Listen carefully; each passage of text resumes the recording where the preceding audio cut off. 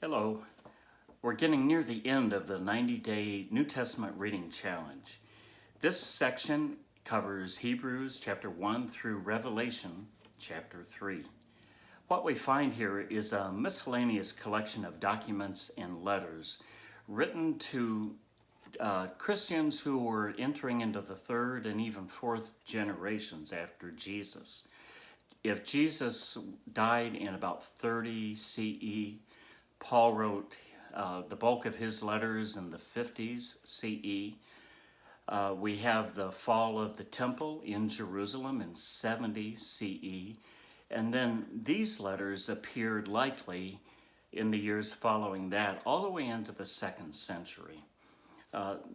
Even though they're a miscellaneous collection of letters, they echo some of the same themes. One is being faithful and courageous under persecution.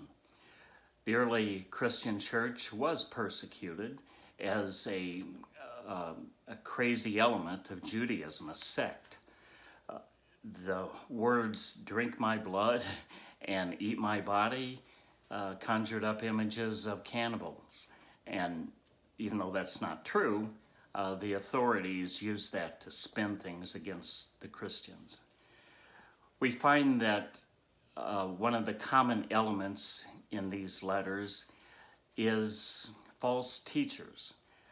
There were groups of what they call super apostles and hucksters that went around to the churches and were spreading lies about Jesus, one of them being that Jesus didn't really live in a body. It was just an image of a body. And so he didn't really die, and there was no need for Jesus to rise, and all that. So that was a heresy the early church fought against.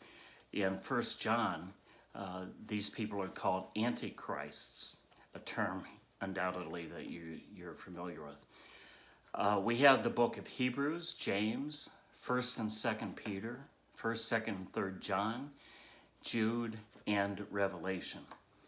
Another theme that these books lift up is the supremacy of Christ. In fact, by the end of Revelation, Christ is seen as this cosmic Christ.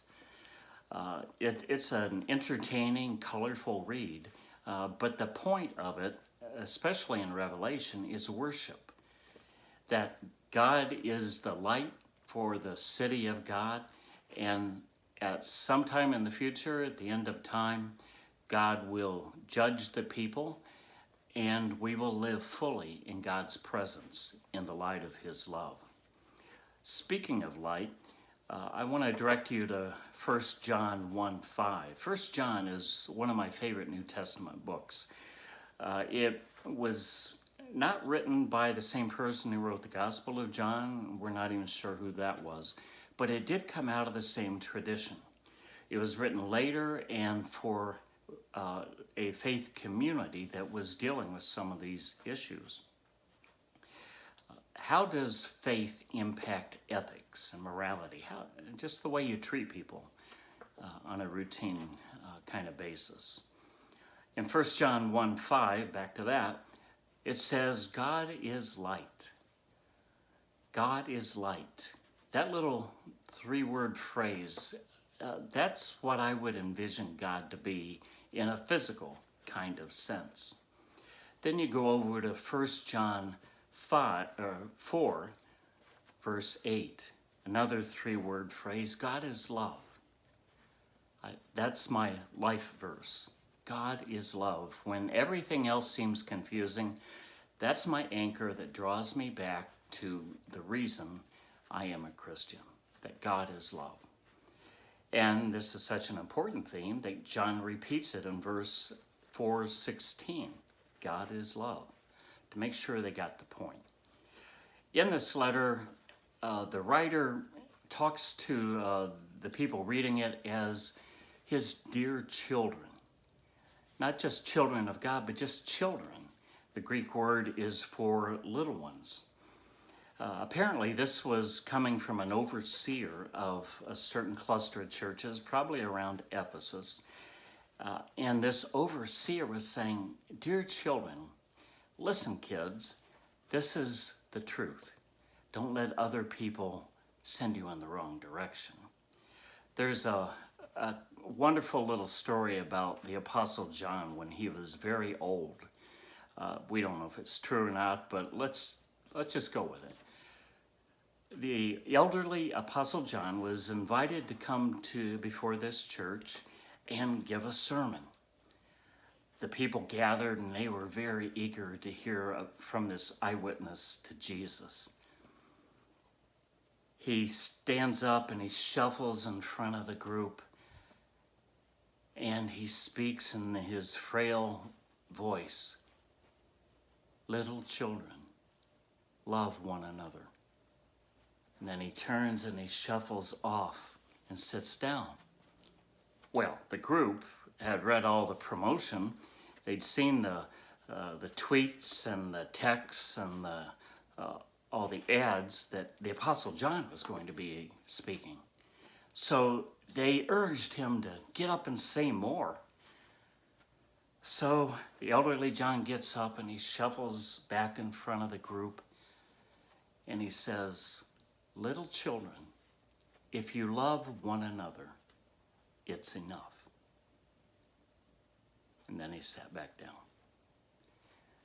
Whether that story is true or not doesn't really matter. It gives the essence of what 1 John is about. I have a couple of questions for you in addition to the ones on your talk sheet. One, when is it hard to love? It's easy to say God is love and we should love one another, but when is it hard? When do you find it difficult to love the people around you or certain people? Second question is, how does faith motivate love? Does faith really have an impact on loving one another? The ethics that I'm talking about. When you get to Revelation 3, verse 20, this is the letter to the Laodiceans. I'm changing gears on you without giving you any warning. The writer says, speaking for Jesus, "Listen, I stand at the door and knock. If any hear my voice and open the door, I will come into their house and eat with them, and they will eat with me. To those who win the victory, I will give the right to sit beside me on my throne, just as I have been victorious and now sit by my Father on his throne. If you have ears, then listen to what the Spirit is saying to the churches."